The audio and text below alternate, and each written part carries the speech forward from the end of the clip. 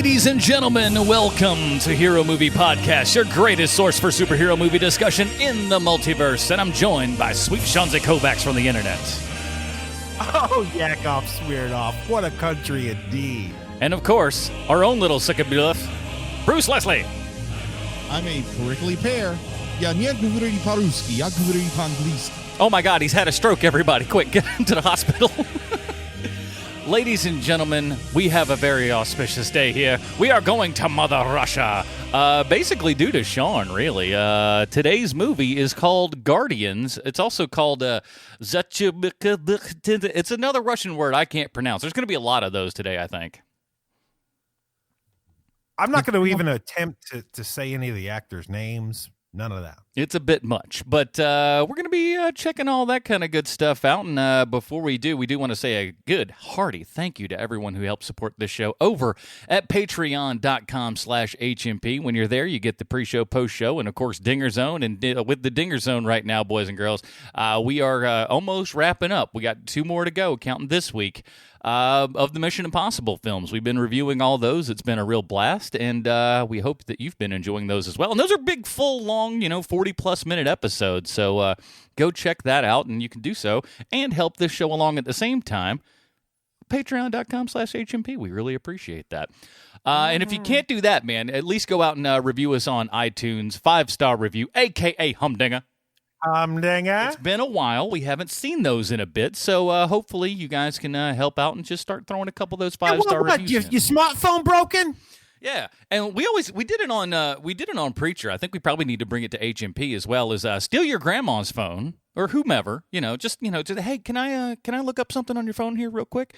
Go over to the iTunes, drop a 5-star review, say that you stole it, which is hilarious, and then just give it back to them. They won't know the better, and we get another review out of it. I like it. Game in the system. Yeah, listen, you got to get ahead in life some way, and when we don't have Maria Menounos money over here, okay? So just if you can't still going after. Yeah, that's her brain tumor's gone now, so she's fair game again. Oh, my word. I hear she's lovely, though. But today we're going to be covering Guardians from 2017, and it's from Mother Russia. Let's go ahead and listen to the trailer. I have 2 weeks to search all of the former Soviet Union for the superhumans that can stop a supervillain. Exactly right. These people are our only hope. What's the name of the mission? Guardians. War is everywhere and cold inside. We're all the same. Lair. Kaz. Arsis. You want to know who did this to you? Come with us. Rapid military attacks on Moscow continue. Army turned out to be useless against the opposition forces. All attempts to stop it ended up with a complete shutdown of any machinery. I've been waiting for this for half a century. There's no coming back. For all of us. Our experimental laboratory designed special gear to increase your performance. Where's mine?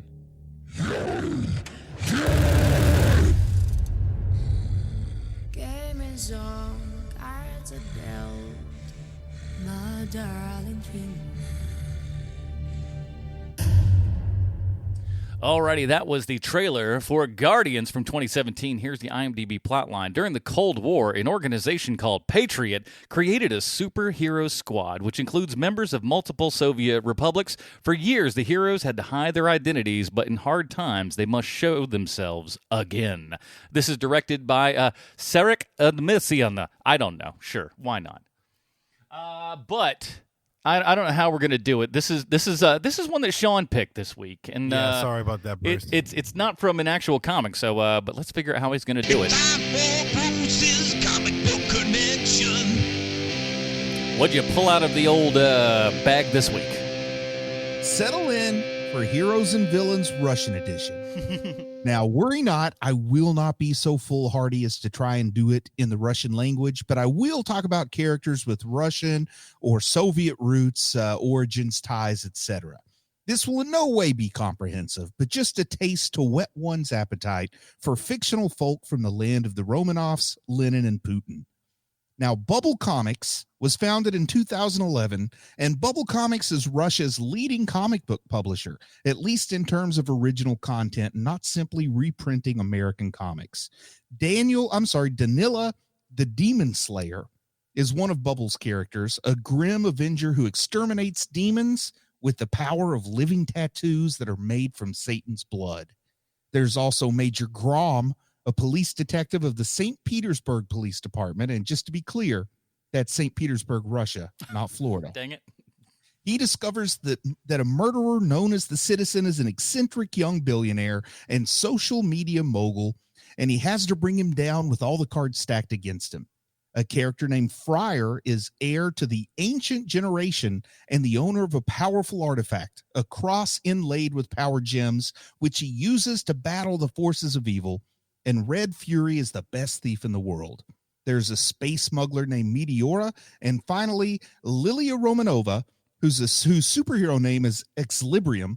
And she's an ordinary Moscow teenager who unveils the secrets of the mysterious Book Wizard Order, whose members have been trying to hold the balance between book worlds and our reality. You can go to bubblecomics.com to see artwork and longer synopses of all these characters who've appeared in over 200 issues across 10 titles in the last 5 years. They look pretty cool to me, though I must confess I have not read any of the comics. But of course, our listeners are more familiar with the Russian-type characters that have appeared in American comics. DC Comics gives us KG Beast, a Cold War-era baddie who gained a measure of notoriety for appearing in Batman v Superman Dawn of Justice. And though neither good nor memorable, his character is arguably the second best thing about that movie. Now, Red Star was a one-time member of the Teen Titans who gained the ability to manipulate radiation by finding a crashed spaceship in Siberia. And his claim to fame as being the first Russian superhero in DC Comics, appearing in Teen Titans number 18 in December 1968. Now, his original name was Starfire, but I bet you can guess why he changed it. And of course, there's the famous Elseworld story Red Sun by Mark Miller, in which Superman is Russian, and he's also bad news for the USA. Now, Marvel gives us a whole lot more of the old Ruskies to talk about. Of course, Black Widow is Russian, and Peter Rasputin, a.k.a. Colossus of the X-Men, is well known. There have also been several incarnations of the Iron Man enemy, Crimson Dynamo, and most, if not all, hailed from either Russia or the USSR. Of course, Crimson Dynamo was a member of the Crimson Guard, the Marvel superhero team that most closely resembles the team Patriot fields in the film Guardians. In addition to the power armor wearing Crimson Dynamo, there's the female Dark Star, a mutant who can draw power from the Dark Force dimension, Red Guardian, who looks like a Russian Captain America, but who is actually a mutant with the power to reflect energy. Perun is the Slavic god of thunder, and he serves on the team as a sort of communist Thor. And the most Russian member of the team is Ursa Major, a human with the ability to turn into a bear at will. Does that sound familiar to you guys? Because it should. The character of Ursus in Guardians is so similar to Ursa Major from the Red Guard that it has to be only fear of election tampering level corruption from the Russian government that prevented Disney from blocking the release of this movie in the USA. Of course, after they'd seen a screener, Disney probably realized they didn't have to worry about this flick, and I hope that was Russian enough for you guys, because that's all I've got. That's pretty Russian to me. And like I said, this is from 2017. It cost about the equivalent of $5 million US. And didn't make the biggest of splashes all over the world. Made most of its money, as you might imagine, in the kind of the greater Russia area. And I think they made about the Russia Metro. Yeah. And I think it made like about $2 million in China. And honestly, while watching this movie felt a lot to me like a lot of movies that were coming out of China in like the early 2000s, where it's just like, it's close to looking good. The CGI is close to looking good, but there's always something about it that's just a little bit off. There's just that extra 10% that would make it like go from mediocre to pretty good. So I'm going to show my hand here right at the beginning. And, I think one of the things that we shy away from on this show is that we don't deal in hyperbole a lot. We have measured responses. And so I want everyone who's listening to this to understand, to me, this is not hyperbole. This is the best bad movie I think I've ever seen. Okay. This is exactly what I want when I want to watch something awful that I love. This is the movie. This is exactly what I wanted it to be. This is the type of movie where while you're watching it, and don't get me wrong, this movie is awful, but it's a great kind of awful. It is the thing that I found myself thinking over and over again watching this movie was, God bless them, they're trying. Like I must have said that like 15 times. Every time the dude turns into a bear, you're like, oh man, that looks like from a video game. Don't care. Still love the movie. The people in this movie have terrible dialogue. The actors are also bad with the bad dialogue. The editing is terrible. The color correctness in this movie is awful. Everything about this movie is terrible, and I do not care. I love this movie with a blinding passion. It is exactly what I wanted it to be. And to show my hand even a little more, I wanted to see what everybody was saying about this movie. And people seem to be bagging on this movie really hard because they go at it with thinking that they're watching, like a Russian version of a Marvel movie. And that is what it is. But a Marvel movie has 40 times the budget that this movie has. And so this movie, for what this movie is, because they made it for the price of like a tiny independent movie, they made this giant spectacle bit of weirdness that is so fun. So what's the bad guy? What is his superpower? Oh, he controls machines. Like strong. Fantastic. Everything about this movie is so you couldn't, like, it's so earnest in the making. Like, everybody really wants to do a great job. And I don't know if it's a Russian sensibility or just the people who made this movie, but there's no ironic detachment while they made this movie. So, like, no one's winking at the camera. Everyone's trying their hardest, and it's just not good. And I love this movie so dearly. Yeah, there's a very sincereness to everything that's coming out of it. And it's like, I had this idea like years ago, just kind of as like what I thought would be like kind of a Steven Soderbergh kind of experimental sort of movie. Whereas if you were writing a movie script and every single line in the movie was a line from another movie, it could even be something, very, inconsequential, like, hey, look over there. But you have to just cite where it came from. But every line in the movie is from another movie. That's what this movie kind of feels like, because everything is like the most cliche that it could possibly be. It felt like they watched a lot of American movies and a lot of like action movies and go, okay, here are all the little beats and stuff that we want to get. You got to have somebody say something like this. You got to have somebody say something like this. And they don't really realize what makes all of these movies, at least as far as like our, big giant superhero movies, they're not quite sure exactly what makes it work, but they try to grab as many of those elements that they can and just smash them all together. Yep. And they got a bear man with a helicopter machine gun. I mean, you can't beat that. The bear man with a minigun. Every movie should have that, honestly. Agreed. It instantly makes the movie better. Imagine Howard's End plus a bear man with a minigun. Better. Definitely. A werebear. Oh man, that's honestly, that's what intrigued me about wanting to see this movie a couple of years ago, is just seeing the trailer. And when you see and when he's like in full on bear form, not like man bear, but full on bear form, charging it like a tank with that minigun on its back shooting. I remember seeing that and thinking, okay, I got to watch this someday. I'm in. Here's my $5. You ever watch that Golden Compass movie and you're like, man, I wish that bear had a big giant machine gun on his back? Well, this movie can fulfill that fantasy. Of course you did wonder that, because everyone did. And now wish achieved. Yeah. Here's one thing I'll say in all earnest here, and the way sometimes I try to look at things. If you gave me $5 million and sent me to Russia, I could not make a movie this entertaining. And, you know, sometimes when I start to insult comic book art, I sit back and think, you know what? I couldn't do it that good. So maybe I'll give this guy a break. And I'm taking first off, if they gave me $5 million and sent me to Russia to make a movie, at least $1 million of that's going to catering. Because, you know, I'll never get to make another movie. Hey, So here's the thing, though. $5 million is the catering budget for a Marvel movie. So, like, they're taking that food budget and going, we're making an entire film on it. And I'll say this, it looks like it costs way more than $5 million. So, I mean, they stretched that to such a degree. And you got to, again, it's that final little touches where it just kind of falls flat. But, man, you look at it and you just go, oh, they didn't skimp on this thing. It looks expensive.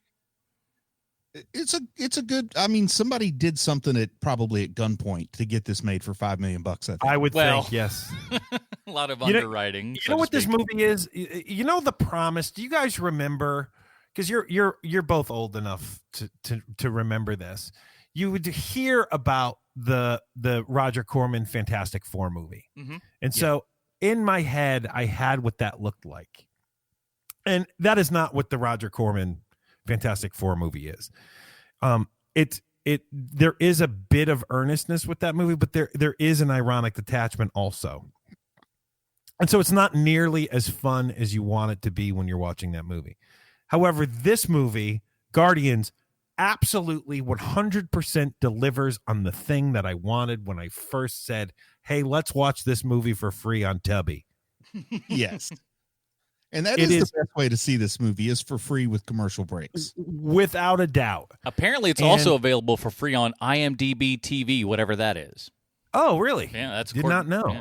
I'll stick to Tubby. I'm a Tubby man. I'm a Tubby man. Yeah, I'm a Tubby man myself. Love it. Now, so when you guys, you know, I found myself laughing at this movie a lot, you know, just with the very, very cheeseball dialogue, and you know, like you just find like the ridiculousness of the supervillain in this movie. And when you think of like, has no one heard of an EMP before? You know, movie's over. Like, you know, a simple press of a button and this guy's off the map. However, I don't care about any of that. I had such joy watching this thing. And you know, the parts where you're just like, oh, come on, like where you're learning more about the characters, because they each get like a good, you know, like 3-minute scene where they discuss why they're the way they are. And fasty slicey guy, he's like, I just always wanted to be the best. One day I killed my brother. Yes, one of the. And you're just like, what was that? What? Yeah. It's supposed to make them, I guess, tragic heroes, but they just rush it in. They rush into it and they rush out of it. It's like obligatory, but it's totally there because somebody thought it was an awesome thing to put there. It's not there to. It's not like you're watching Wet Hot American Summer, and when they put a scene like that in, you know, it's for a comedic purpose.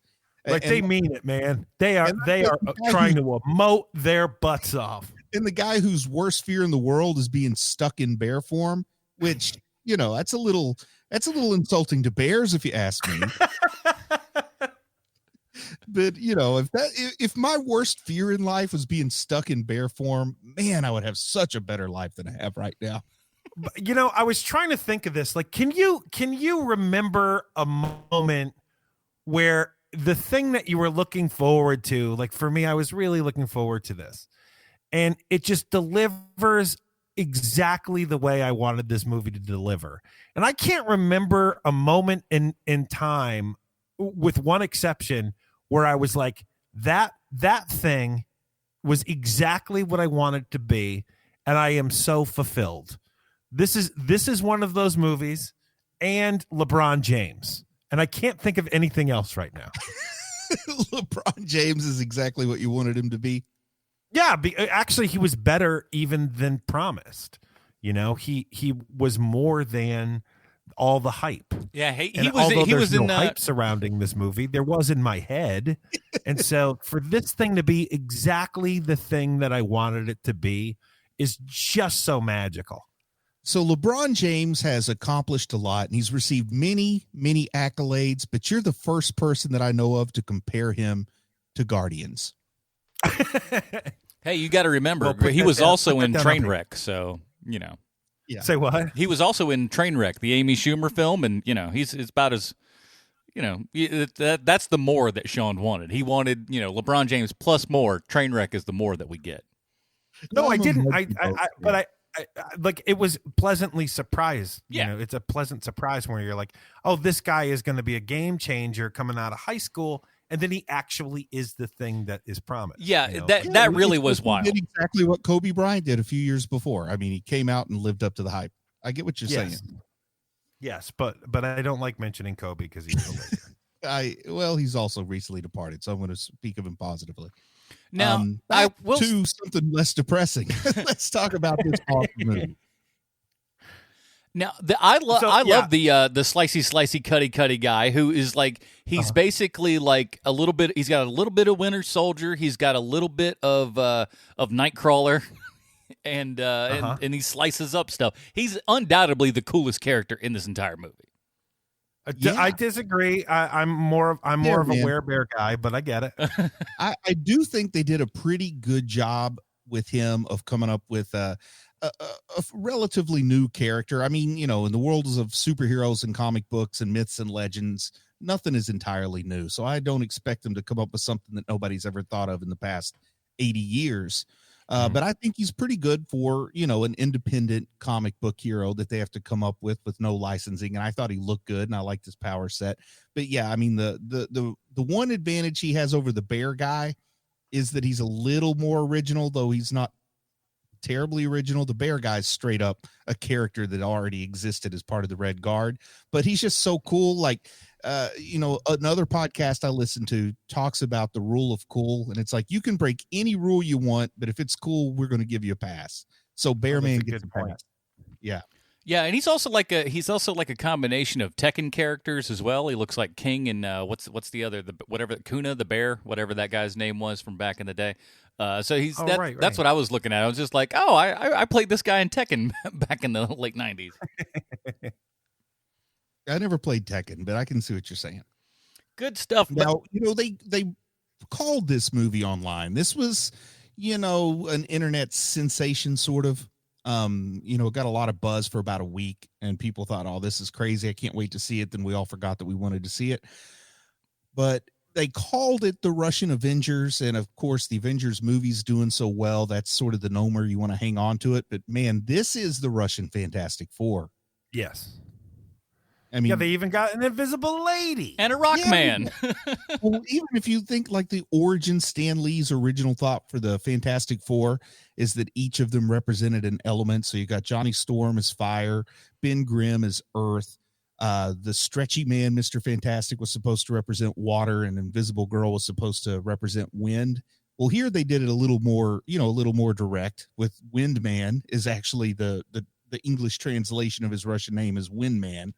And then the guy that looks like Thing when he covers himself with rocks, but he actually manipulates the earth, and then they turn him into Whiplash later on. Like, they're getting their money's worth. Why rip off one or two characters and you can rip off three, you know?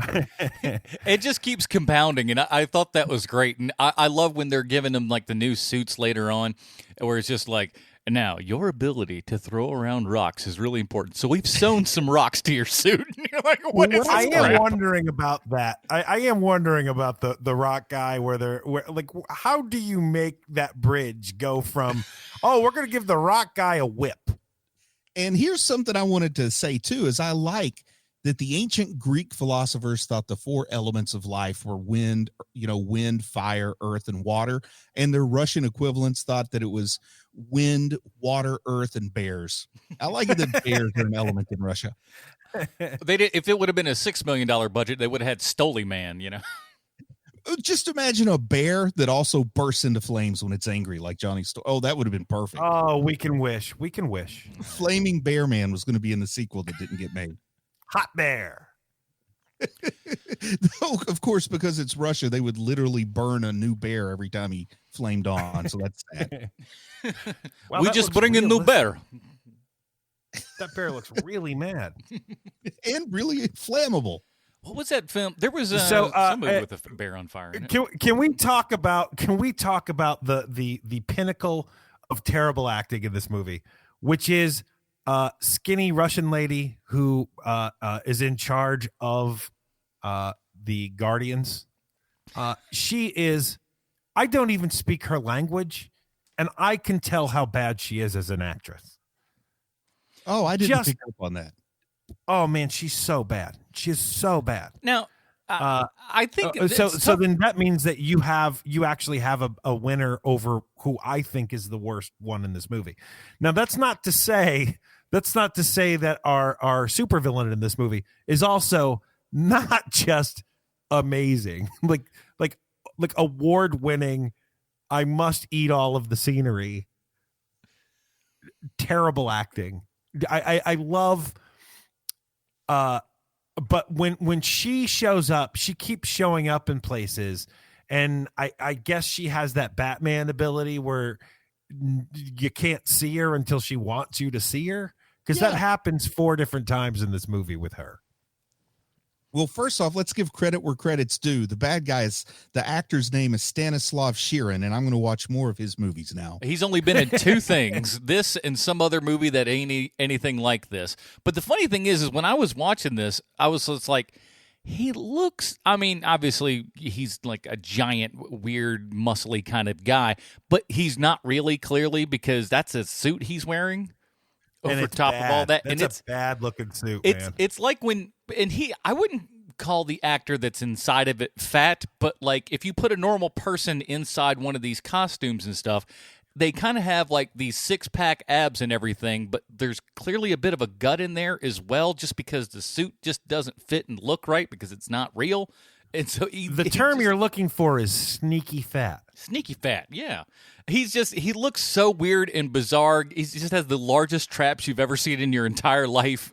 And the voice that they put on him in the English dub version there on Tubby is hilarious. It's like I almost expected him to kind of talk even higher. It's not quite that, but it's not. There's so many voices on here that are just all over the place with this dub. It feels like a video game dub from the 90s where it's just like, hey, here we are. I mean, there's basically 3 people doing the voiceover work for this entire movie. I mean, it's really bad. And I think I think somebody wanted to go for a Bane type voice on this bad guy, because I mean, he does do the whole breaking the back over his knee like Bane does. He does. Strangely, the visual effects are almost equal between that particular scene and the American Dark Knight Rises in this one. But anyway, I just don't think Tom Hardy was available for the VO work, so they had to get somebody else. Right. He couldn't meet that quota there. It's not a little bit too much for that price. Talk about a dream job, getting to do VO for this movie, man. I'll say this though, Bruce, you're the only one of us here that's actually been to Russia. Is it just propaganda that they're putting out here, or are all of their women just ridiculously hot? Now, I'm going to say it's been a while. It's been over 20 years since I was there, about 25 years since I was there. But they take care of themselves, man.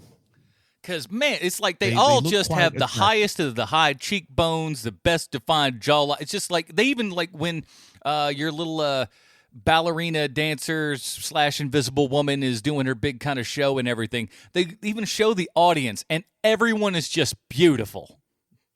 Yeah, Moscow and St. Petersburg, the only 2 parts of Russia I was at. But yeah, they have beautiful people, women and men. Yeah, I mean, most of the guys are pretty decent looking too. It's just it's so strange that they're just like, it feels like they're going, we will not show any ugly people in our films. They will all be beautiful, and everyone will know that Russia is the most beautiful place on the planet. Any stock photo of a street scene in Sweden is just full of ridiculously attractive people. That's kind of what St. Petersburg. It looks a lot like what I imagine Sweden's like. These tall blonde people all over the place. Disgusting. Yeah, it's Ivan Drago everywhere. I'm surprised we didn't have more of a training sequence. There was the one, which is what I like to call the Russian danger room, where he's trying out the whip. And but my biggest question is this: if you can become invisible, and with the suit that they give her and everything, she's able to kind of, I guess, from what they said, clench her neck muscles and then become invisible. I don't know why that would be the muscle that you would do it to. Wouldn't you just be invisible all the time? I mean, I absolutely would just go in. I would never show my face because, especially if you're in a big giant fight, why expose yourself? It always seems so silly to me. Yeah, you make a valid point. It's kind of like if I were a real superhero who wore a mask, I would probably want to keep that mask on all the time. But in movies, I got to take it off. It's something like that. I'll say this: at least with the two new Spider-Mans, they've continued to have him mostly wear his mask, which is good because in the Sam Raimi ones, there would always be an excuse for that mask to get messed up so you could see his face. There was none of that in the new revolutionized it where they would have those scenes where you'd see like Tony's face inside the mask looking at the heads-up display, Yeah. Am I wrong, though? Wasn't that in comics before the movie and stuff, though? I don't know. I'm pretty sure that it was, because when I was reading Iron Man in the late 90s and stuff, Sean Chen, favorite Iron Man artist, by the way, I feel like I saw a lot of that. I could be wrong. Okay. Might have been. I don't remember it real clearly before then. I know it definitely wasn't like that in the 80s when I was reading a lot of Iron Man. No, not them, but I think like late 90s, early 2000s and stuff. They'd done a bit of that. So when I saw it in the movie, it was just like, oh, they're actually doing something smart and like letting us be able to see this character's face without having to, go that Spider-Man 2 route. And when they got their like power up costumes, they were there in the Patriot headquarters and they each got the costume to help augment their abilities in some way when the guy gets his whip. And they give the lady like a costume and they say, and your costume can turn invisible along with you. But earlier in the movie, when it was raining, she steps out in the rain and her clothes go invisible too. Like they didn't even do what the Fantastic Four movie did with Jessica Alba, where they like tease us like she's taking her clothes off to get naked, but she goes invisible before you see any of the nakedness. They didn't even do that with like a pile of clothes falling on the ground. Yeah, but at least there was they already showed her able to do what the suit could do. It was in the suit though, but they did give a nice gratuitous butt shot. It's like, all right, and for some reason there's like lights that come up right at where her tailbone is and everything. I'm like, that's strange, but okay, sure. I'll buy it. A backup light, so you can see what's going on when you're moving back. Cars have them. I'm going to say something controversial here. I'm glad they had that light. Yeah. Me too. Very, why not? Very controversial. It's the important things. But so when it comes to like her and a lot of that action and stuff, it seemed to me like the choreography and everything was really there, but it just didn't feel like they knew quite how to shoot it as well as they could have. It feels like some of it. I think that first scene with runny, slicey in the desert, I thought good. That was very well done. But when it comes to other scenes like that ridiculous scene on the pipe, like, I mean, there's some really clunky stuff happening, but I mostly agree with you. Yeah, I mean, his stuff was cool, but I think a lot of that is also they had to really, really plan that out with special effects and everything to make it look exactly like it's supposed to. But like when the hand-to-hand combat stuff, it's like, man, if you would have just like cut here or cut there or used a different shot or pushed in a little bit further or pulled out, it could have been massaged into something that was actually really good. And maybe there was a couple of sound dubbing things as far as like the hits and everything that you could manipulate and make that a much better sequence. It was just like it felt so frustrating because it was like it was so close to being good, but it didn't quite make it. I thought it was better than Accident Man in those terms. I was having fun with it. There's no Scott Speedman or whatever that cat's name is. Ackerman. I don't know what his name is. That's how Ackerman, Scott that's Ackerman who it is. Scott Ackerman, martial arts master. Listen. That's another thing. That cat just like he's so generic. He's one of the generic white people in Hollywood. They're just like, oh yeah, he's just a guy with his face looking like everybody else with a name that's not very, doesn't stand out. You're no Hugh Jackman. But you guys had to be impressed when you found out that they could all like combine themselves for a blast, like the same way Care Bears can do when they shoot their Care Bear heart beam all together and it makes one super strong Care Bear It's beam. called the Care Bear Stare, first and foremost, Bruce. Well, the Care Bear Stare they can do individually, but they have like the super stare that's where right. all the Care Bears stare together. It's the Care Bear Voltron. Yeah, it's sort of like that. Just put it all together. And... No, if anything, it's far more like the Ghost Rider Penance Stare. Except there's 4 Ghost Riders staring at once. And it's all love coming at you. Exactly. and the beams No, I'm combined- talking about the Care Bears specifically. I think you were spot on with that the Guardians are exactly like the Care Bears with that. I totally agree with you. But I'm saying that if you need another example of what the Care Bear Stare is like, it is like the Penance Stare of Ghost Rider. Or maybe like crossing the beams in Ghostbusters a little bit. Perfect example. We don't want to have to do it. No. Because just like crossing the beams, they thought that doing their Care Bear stare together might destroy the world. That was a big fear. It was, and they were right to be fearful. I was nervous. I mean, were you guys nervous when they decided to do the Care Bear stare together? What, are you kidding me? Of course. Edge of my seat. Look, there's a lot about this movie that had me edge of my seat. You know? And I might have misinterpreted what was shown on the screen, but it looked to me like they did flatten all of Moscow with it. Oh man, the amount of destruction in this thing makes that Snyder Superman flick look tame. You weren't wrong, man. They level Russia they don't like even you ain't bother never going seen. in. Like it's just you're just looking at it from like that bird's eye view when they keep destroying stuff. Yeah. But they're so just like, good. well, it's just we're all going down. And you don't even have like the Superman thing where they're like, well, everybody's on vacation or we sent everyone out. Everyone evacuated the building. It's like, no, billions of people died. It was insane. You guys screwed up. Now the bad guy, not only is he going to control all the machines, he's also going to control all the satellites. I like how the bad guy also, he kind of looks like the guy at the beginning of Prometheus, but if you just put him in the Matrix. And I didn't think of that. You're right. He does look like that. You give him some like non-specific, vague apocalypse type tubing going up and down his arms. Yeah, exactly. But again, very Bane-esque where it's just like, oh, I'll press this button and I'll go super powerful on everybody. Bane plus Whiplash equals this guy. I thought the Whiplash thing also was crazy when he's like flipping around that whip and everything. I get it. This is a new piece of technology, but by that point he had started working with it a little bit. And then by the time that he knows how everything works, he wildly swings it behind his head, making the people who are running the desk there monitoring his process duck out of the way of this electrical rock whip. And he looks back and I'm like, look at that. I just did all that stuff. I'm like, you almost killed me, dude. Was it just me or did that whip get longer the more he swung it? Oh, it got there's no real and here's how I tried to justify it in my head, right? Is my thought was he's got this little the handle shoots out this electrical thing, whatever. And then all the kind of rocks that are in it that form that entire thing, he's also controlling those at the same time. At least this is what I kind of put together in my head.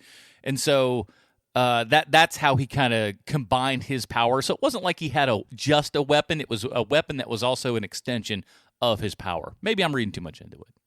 How far are we from being able to buy electric whips in real life? Just want to know.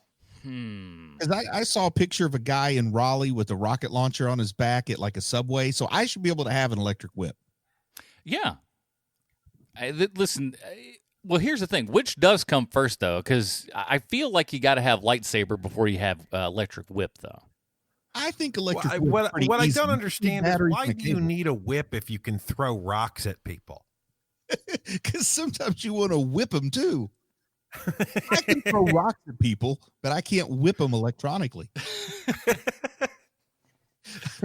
I mean, imagine throwing a rock at your kids versus chasing around with an electric whip. Which do you think's more intimidating? Why are there rocks in the electric whip?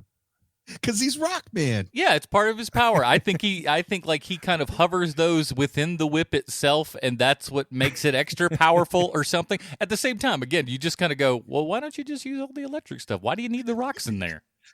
Okay, I'm trying to picture it. I need like some real high conductivity cable with like rocks wrapped around it, send 1,000 volts through it and swing it around my head and chase people. I figure it's like a dirty if bomb. Electricity don't get you, the rocks will. That's what I'll tell them. Yeah, it's like a dirty bomb. You just put a whole bunch of debris and stuff in there, and it makes the electric whip even worse. And you're like, oh man, it would be one thing to get hit with electricity, but it's another one to have electricity and rocks in it. Oh no, thank you.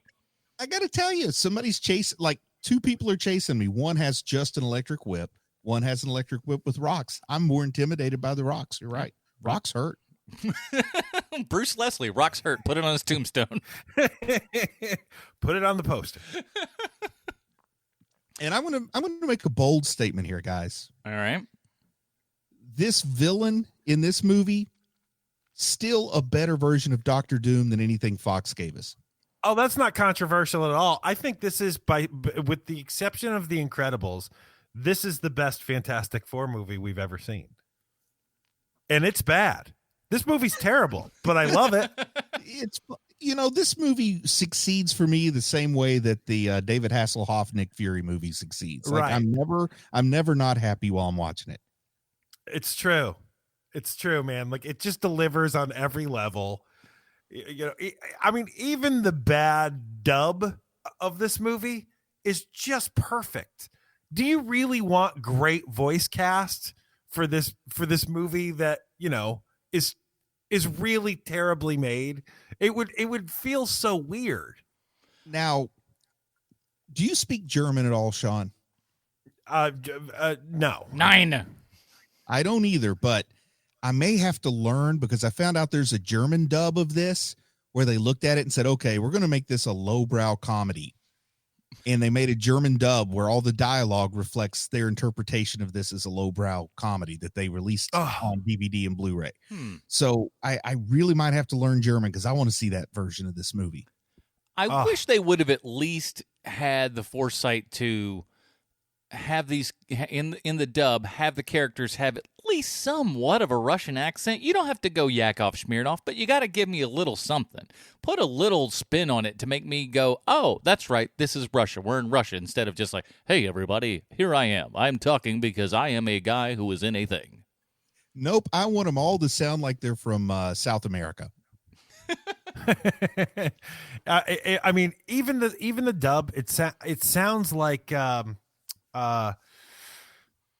early video game voiceover. Mm-hmm. And you got it's in a soundproof booth, so it's complete dead air, and they haven't manipulated it afterwards to make it sound a little bit more like you're in the environment that you're actually in. It's like, nope, it's going to sound like a VO it would closet. have been much worse if they did that thing where you can actually hear the Russian speech at a very low volume with the American or the English dub over top of it. Oh my gosh, that would have been the worst. Because I've seen a few movies that are like I'm going to just guess, because I don't know, like the language they're in originally is Polish, then they're dubbed in like Russian, so you can kind of barely hear the Polish, then you've got the Russian overdub, and then there's subtitles in English. I've actually seen movies with like 3 layers of translation, and I don't know what the original dialogue was, but I feel confident it's very different from the subtitles. Yeah. Yes, I would imagine so. I would hope that everything that everyone said in this movie was in the actual thing that was in the script itself, in the original Russian script. I did find it funny, though, that it's all English, but when we get to Rockman, he's in his little monastery thing there. The Lord's Prayer is in Russian, but everything else is... Well, I don't think it's in Russian, though. Is that not? I don't know. Kazakh. Yeah, I think they did that for effect, because if you were in Russia watching this movie, that would not have been Russian to your ears. It would have had subtitles, but they would have been Russian subtitles. So they replaced those with English subtitles. So it'd be like if a Russian person was watching a Hollywood film where everybody is speaking English, and then they got a scene where somebody's praying in Spanish and it had English subtitles at the bottom. Yeah.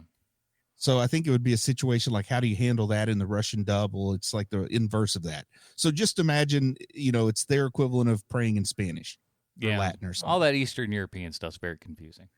Which brings me to the question: what was he speaking? I mean, was he speaking Latin? I think it was Kazakh, but I'm not positive. That's too bad. I was hoping it was some gibberish made up thing. That would have been better.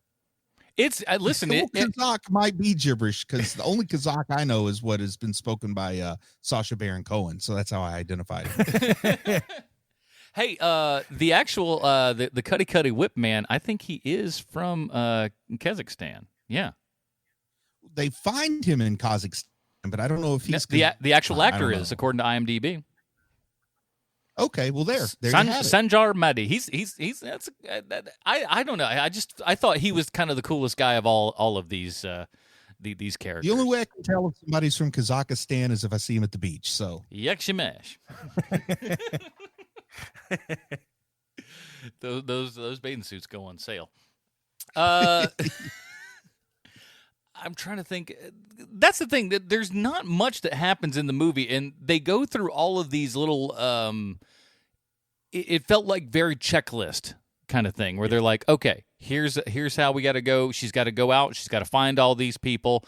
She's got to bring them all together. You know, it's so clearly a reversed engineered movie, and that's its greatness, is that whoever made this movie, whomever is responsible, like whoever it wouldn't be a showrunner, but whoever created this movie, like the head voice, really was like, we need to boil down the essence of every bit of these American made superhero movies, and we need to make our own superhero movie. And so you have all of those marks, right? So like you have Dark Knight of the Soul there, when they all get their butts kicked. Even when they're using their superpowers, they get their butts kicked in the first act. Right. You have those moments of why are you like this, where people are speaking to why they're there.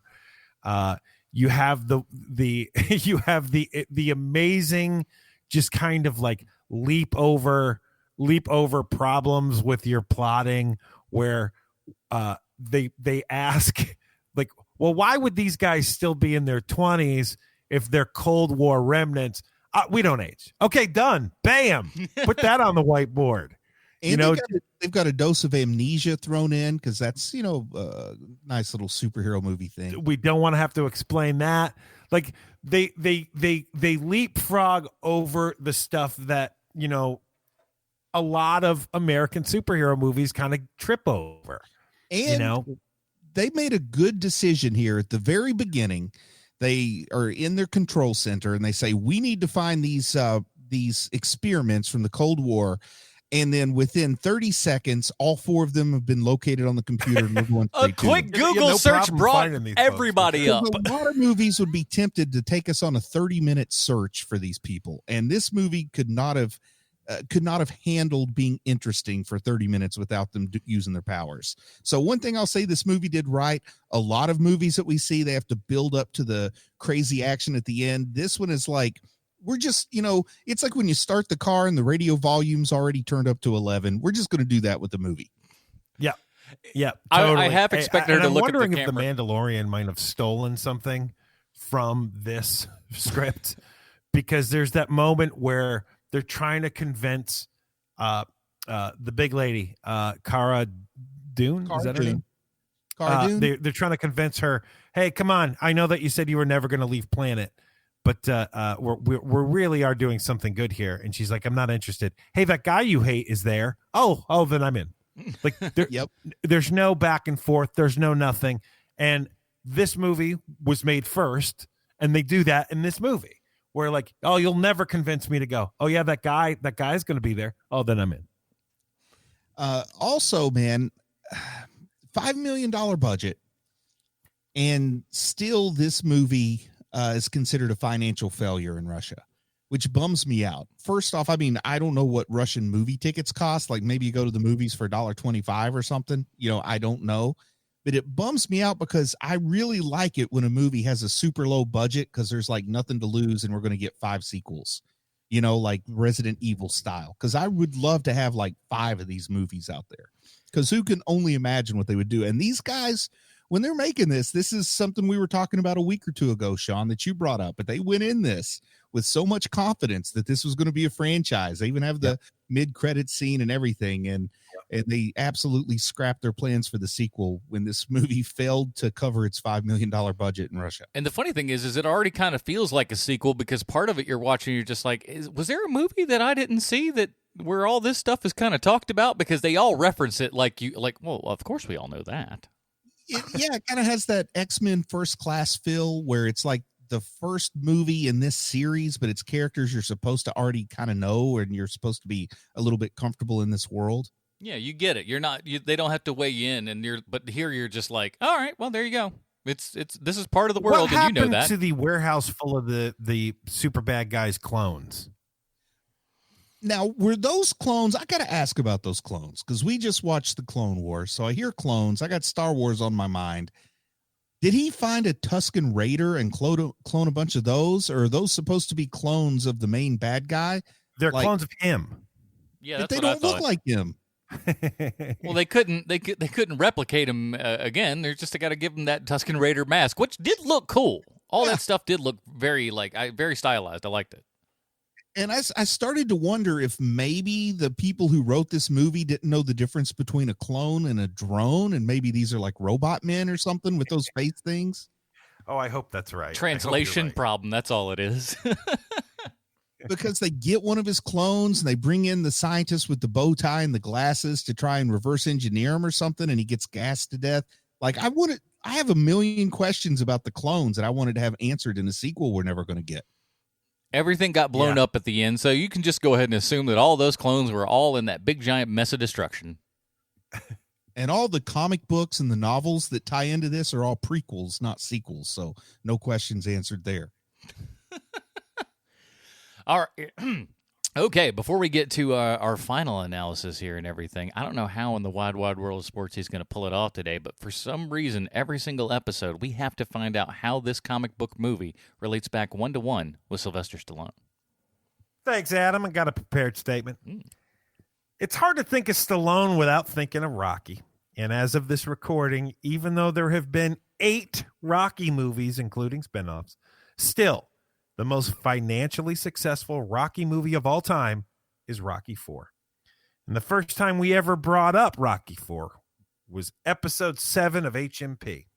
You guys reviewed the first Blade movie. And while it wasn't the first Stallone connection, it was the first Stallone connection that first generation other Sean had written beforehand.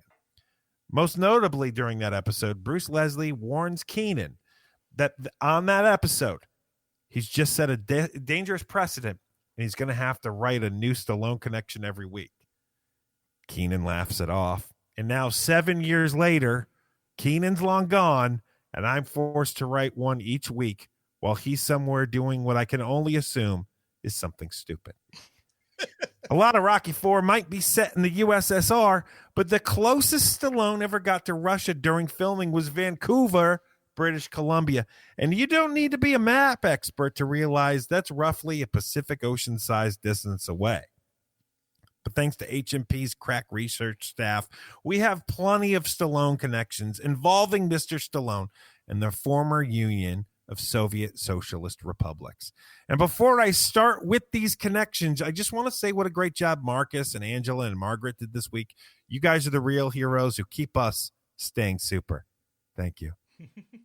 Stallone's mom's side of the family is from Odessa in the Ukraine. And if you want to see something hilarious, there is a picture of old Jackie Stallone sitting with a family member who looks like the Russian Sylvester Stallone. His arm is around Jackie, and Jackie has the look on her face. It's a type of horror that someone can only achieve after having way too much plastic surgery and collagen injections. Jackie claims that she went to the Soviet Union looking for a family, and Gorbachev himself had the KGB look them up. And when she found that family, the picture was taken of her and the Russian Italian stallion. She, in turn, read Gorbachev his horoscope. I'm sure he was thrilled.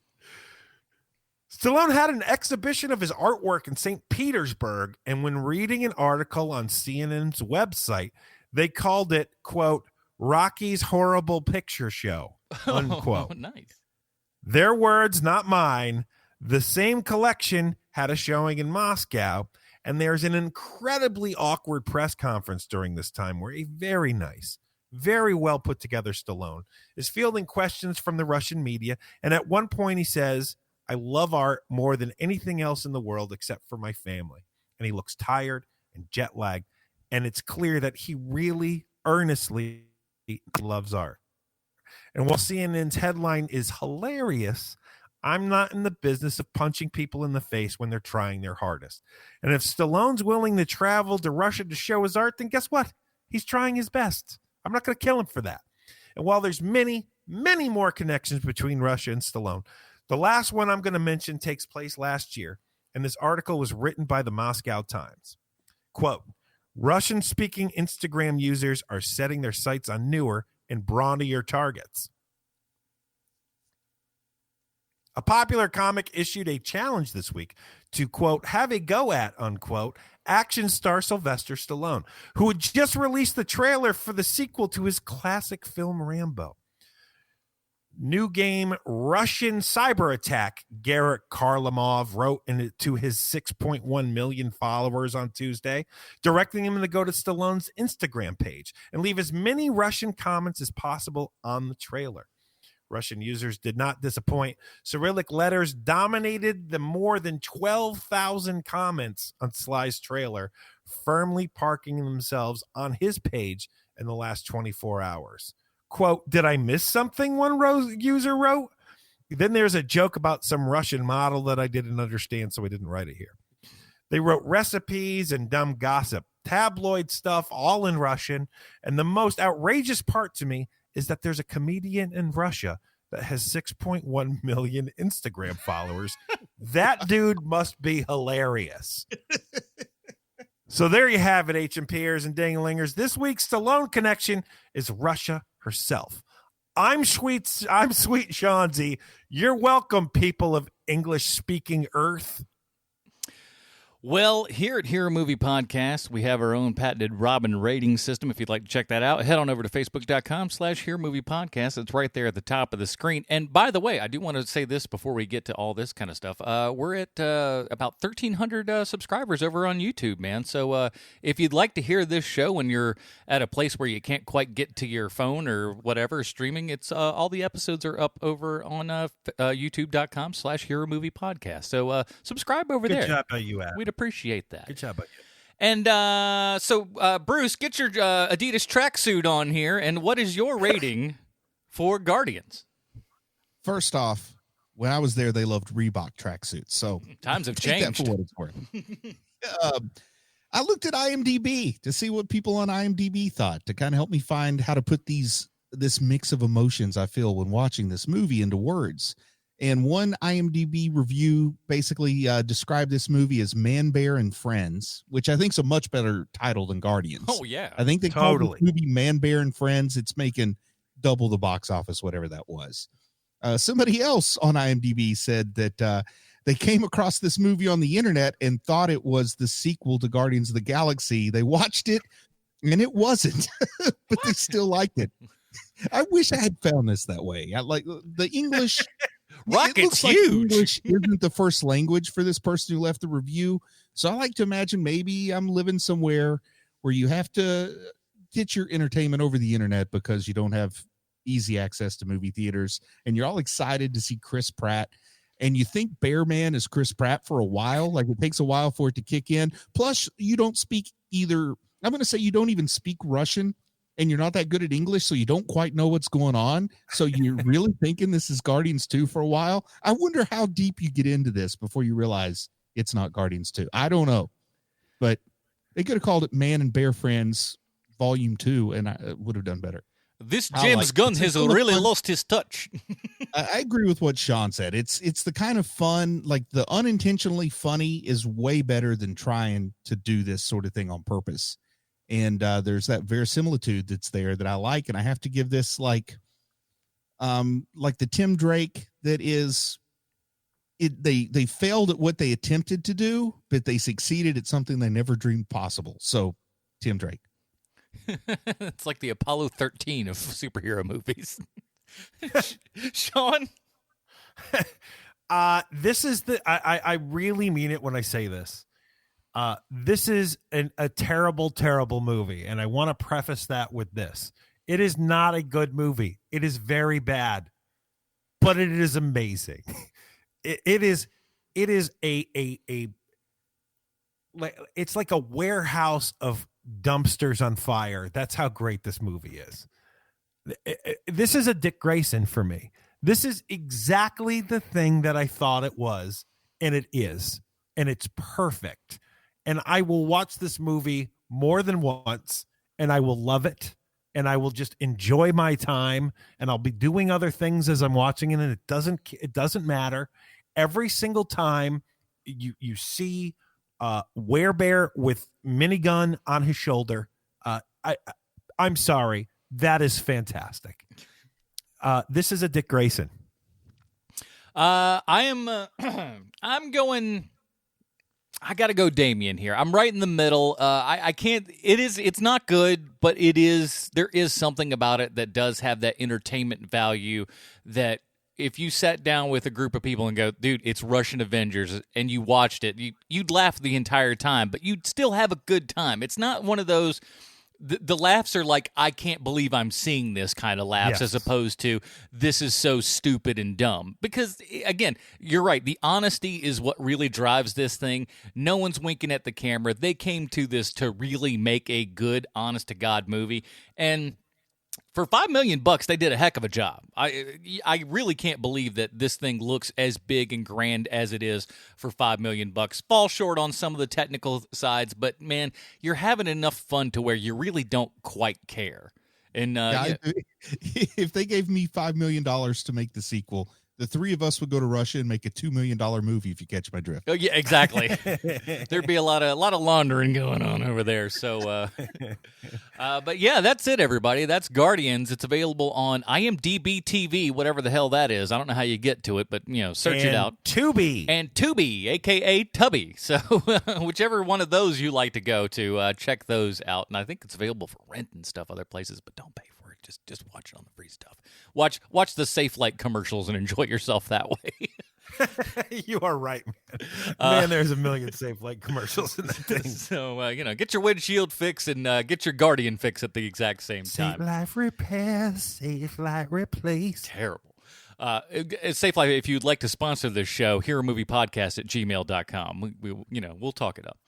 But that is it, everybody. Join us next week when we're talking about Patreon stuff. That's right. We're going to lend it out to you guys who support us over at patreon.com/HMP every single month. Those fine people get to vote on the film we watch. We don't have those available for you right now to choose from. But you know what? If you're over there, you know what they are by this point. So go check that out, patreon.com/HMP, and we'll look at all that kind of fun and good stuff next week. Bruce, until then, where can we find more of your work on the internet? You can just look for Chubby Wizard, look for Clone Wars 30 Questions, look for you know what, if you like the Redford administration, you should check that out. The HBO show. People maybe have watched Watchmen now and they didn't watch it first run, and you want to go back and talk about it. We got a whole bunch of the 30 Questions format shows out there now for people to choose from. A plethora of goodness for everybody. Sean, what about you? Oh, the same thing that Bruce just said. Also, I'm going to take this moment to say that, Bruce and Adam are doing a ton of work that is in HMP, and you should check out some of their work with that stuff. Like the Film Find. We're back this week, everybody. We got 2 movies this week. First up on Monday, as you're listening to this, we're talking Extraction, the new giant action flick on Netflix. So go check that out at thefilmfind.com. Of course, heremoviepodcast.com, and all of those good things. Check them out. Links are always in the show notes as per usual. That's it, everybody. Join us next week when we're talking a Patreon vote exclusive. For Sweet Sean's and Kovacs from the internet, Bruce Leslie. My name's Adam Portrais. Stay super, everybody. Bye, Marty and Evie.